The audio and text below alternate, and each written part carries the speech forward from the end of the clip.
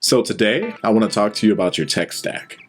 You're in it, you're ready to go, you're going to start your own business, but where do you start? And while there's a lot of different things to discuss when it comes to starting your own business, since we discussed branding in the last video, I figured talking about your tech stack next would make sense. Now clearly I'm really in the computer world, but this advice can apply to any kind of business that you're looking to start. We are living in a digital world, and if you want to set yourself up for success and future growth, you gotta start with your technology. So while there may be tools for baking, cooking, having a lawn care type of business, I'm going to be running you through some essential tech and line of business items to help you get started. So first up, let's talk computers. I've personally heard that advice so many times. Just go, just do it, just get started.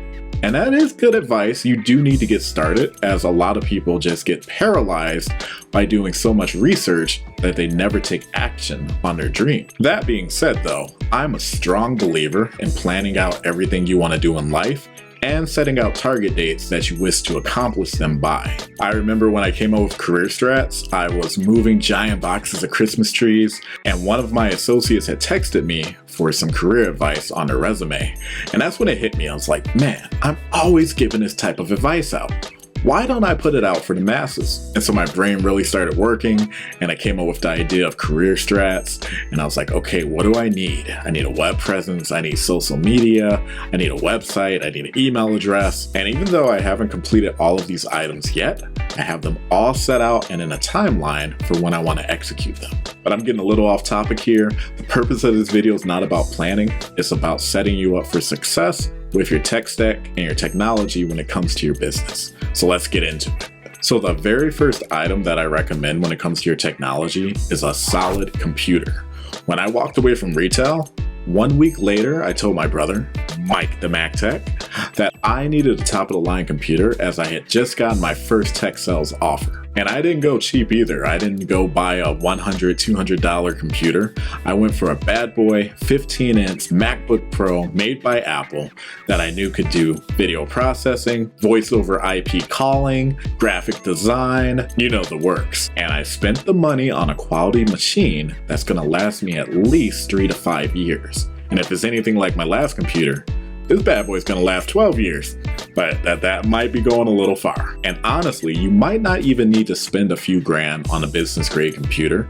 I highly recommend, if you know someone technical and that's into computers, or just do your own research, find out the exact specs that you'll need for the computer to do the job you're trying to do. A really great way to do that is look at what your competitors are using. If you're a writer, for instance, and say your main purpose is to relax, go to a coffee shop, start working on your book, you probably don't need that expensive of a computer. Something around $400 or $500 should get you by.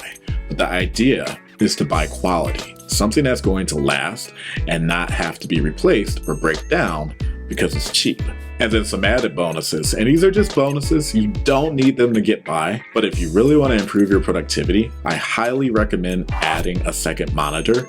It has been game changing for me. I didn't realize how much I needed it, but I love having a second monitor. I'm actually tempted to add a third one. Also, a lot of my friends in the industry that work directly off of their laptop really love having an external keyboard and mouse that's not attached. I personally don't do that, I just use what's built into the laptop, but I've basically been using a laptop for over 15 years, so it's all just second nature to me. But those might be things you want to consider to help maximize your productivity. Another important part of your tech stack is having a modern cell phone, like an iPhone or a Google Pixel or even an Android. But the reason you want to have these phones is because they can do so much.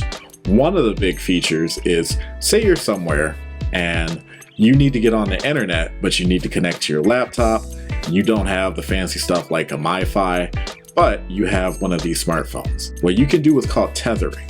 And so with your cell phone, you can actually connect it to your laptop or your iPad and share that strong 5G or LTE signal from your cell phone carrier. So that's just one benefit. Another benefit, say you do a lot of in-person business. I go to the barber every 2 weeks, and you know what? When he needs to take my payment, All he has to do is take my credit card over his phone. He can connect this little object. Some of them are called a square. And with that square, you just slide your card, you enter your PIN number, boom, you paid. It's pretty great. And speaking of the internet, if you're working from home or if you're running a business out of an office, you need to have reliable internet. In today's age, there's still copper internet a lot of places, but I highly recommend fiber. What you're paying for is probably a fast download speed. So you could be getting 1 gigabyte of download speed, but your upload speed is capped at 35 to 40 megabytes, which is pretty slow considering. But if you have business grade internet, fiber is what the new thing is, then that 1 gigabyte download speed is also going to be the same 1 gigabyte upload speed, which will help your business and communications tremendously. You don't want to be doing a type of business where you lose connection with your client, or you're trying to process their order, but you're like, oh, my system's down. And most of the time you'll be able to handle that on your cell phone carrier's network, but I still recommend solid business internet. And I'm not going to talk a lot about this, but make sure that your technology is able to handle that fast internet you're paying for. It doesn't make any sense to pay, a good amount for fiber internet if your laptop, your phone, your iPad aren't able to keep up with it. You want to have a solid modem and router. For instance, on my new MacBook Pro, I am set up for success. But on my last MacBook, which I showed you guys in the last video, it's not capable of getting these high speeds. So even though I have all the great technology and internet speed, the computer wasn't capable of doing what this MacBook can do. So keep that in mind when you're upgrading your services. So these are some of the most vital things to help you get started with your business when it comes to hardware. There's other important things like servers and firewalls, but if you're just getting started out, you can definitely implement those a little bit later. 3 other hardware items to really consider, and honestly they could all just be all-in-one, is having an all-in-one printer. So with an all-in-one printer, you have a fax machine, you have a scanner, and you have a printer. So do take in consideration, we are in a digital age, and you have your e-faxes, you have your e-signatures, you can scan things with your phone. So it might not be necessary for your business, but I find that it's pretty beneficial to have a printer. Being able to print things out and have that physical grasp on a piece of paper is still valid in my opinion. I'd much rather hold a book than read or listen to its digital counterparts, for instance. So now let's talk about your LOB. You're like, LOB? My JOB? No, you're LOB. You're like, what's a LOB? LOB stands for your line of business applications. They're the essential applications that you use every day to make your business run. And this is gonna sound a little funny coming from a Mac guy, but I am in love with Microsoft 365. It is phenomenal. Such a great app. Even though I'm on a Mac, it's flawless, really. I mean, it syncs perfectly across my computer, to my iPad, to my iPhone. If I need to access something, it's all right there. Microsoft has done a really great job revamping Office, and everything is so easy to use too. When you look at one application, you feel like you've already learned the next. It's great. It's super intuitive. Now there's a few different versions of Microsoft 365, but don't go being cheap just getting the home version just because it's the cheapest alternative. You are running a business, so you really want to get a business license version of Microsoft 365 so it doesn't come back to bite you later and ends up costing you even more money. A really solid starting point is Microsoft Business Standard. You get access to not only the web version, but the application version of Microsoft Word for, word processing, PowerPoint for making presentations, Excel for fun with numbers and spreadsheets, and Microsoft Teams, which is great for communicating with everyone you're working with across the board seamlessly. And you also get Microsoft Outlook, which is a really great program for keeping all your emails in one place and having a very professional presentation. But you're like, John, I'm more of a Google type of person. Well, no problem. Google has G Suite. And the cool thing about G Suite is you can do all those same features, and typically they're just built into your web browser. Some of them even have desktop applications that you can get. And there's also alternatives to Microsoft Teams like Zoom that you can use for video conferencing as well. But I highly recommend getting a business suite to really help you with your business. I've been using it at this company I work with, and I love it.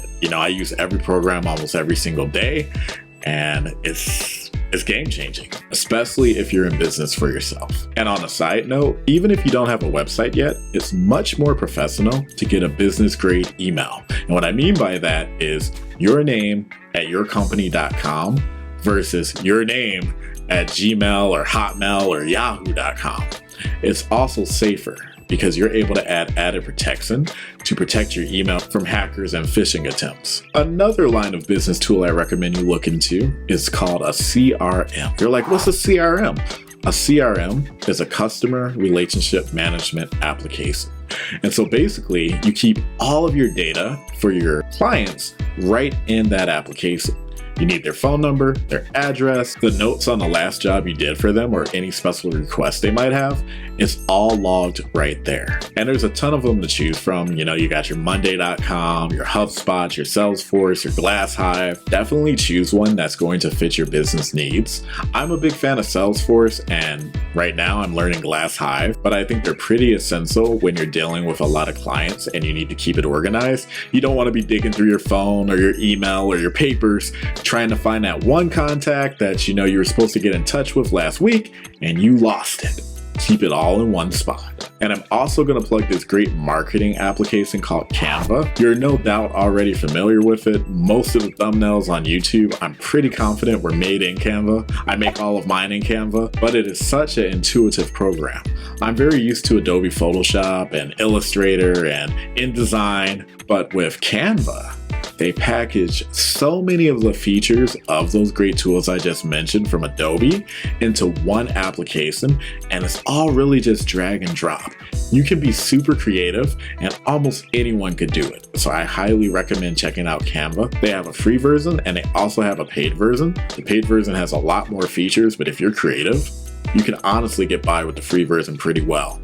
I know I did. I tried the free trial and then I ended up buying it for a year. So I like Canva a lot, but it is powerful. So definitely consider adding that to your line of business tools. I think you'll use it more than you realize. Okay, so cool. You got your marketing tool, you're making your flyers, your brochures, all the cool stuff. You got your line of business apps, but you got expenses and you've got to track this. And so one of the tools that I see a lot of my clients using is QuickBooks. QuickBooks Online or NetSuite by Oracle. Now, I've never used NetSuite by Oracle, but these are great tools if you're really into doing your own taxes and payroll and so forth. So I recommend checking them out. I personally, if I was starting a business with multiple people, I would pay somebody to do this stuff for me. But if you're, good with the numbers and you're able to do these type of calculations and get all the stuff running, these are great tools to also add to your everyday tech stack. And I'm also a big fan of how software has moved into the subscription model base. So back in the day, a new version of Adobe Photoshop would come out and you'd have to go to the store, buy a new copy. But nowadays, because you have a subscription like you do for Netflix and Hulu, with your software, you just go to their website, you download the latest version, and every time they make a new version, as long as you're subscribed, you're going to get that upgrade. And they keep you running for success by, constantly patching and upgrading the software every few days or months. So it's pretty cool. You get to stay as long as you need. And if you don't like it, you can unsubscribe and try something else. Okay, so let's sum it all up.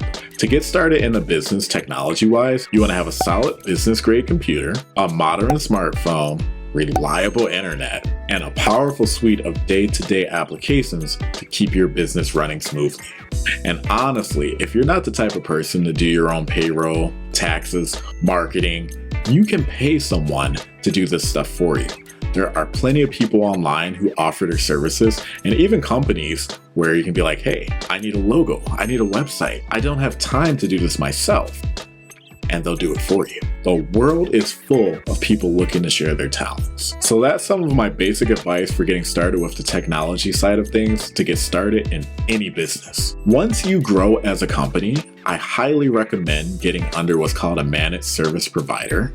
I work for one right now, and the benefits are essential. Just knowing that there's a team of people proactively taking care of your business watching out for hackers, keeping your company safe from phishing attempts, and proactively setting you up for success to continue to grow as a business is a no-brainer. But that's a conversation for another time. So in my last video, I covered the importance of branding. So go ahead and check that out. And if you found value in today's video, like, subscribe, and share like all your friends are doing. And I'll see you on the next one.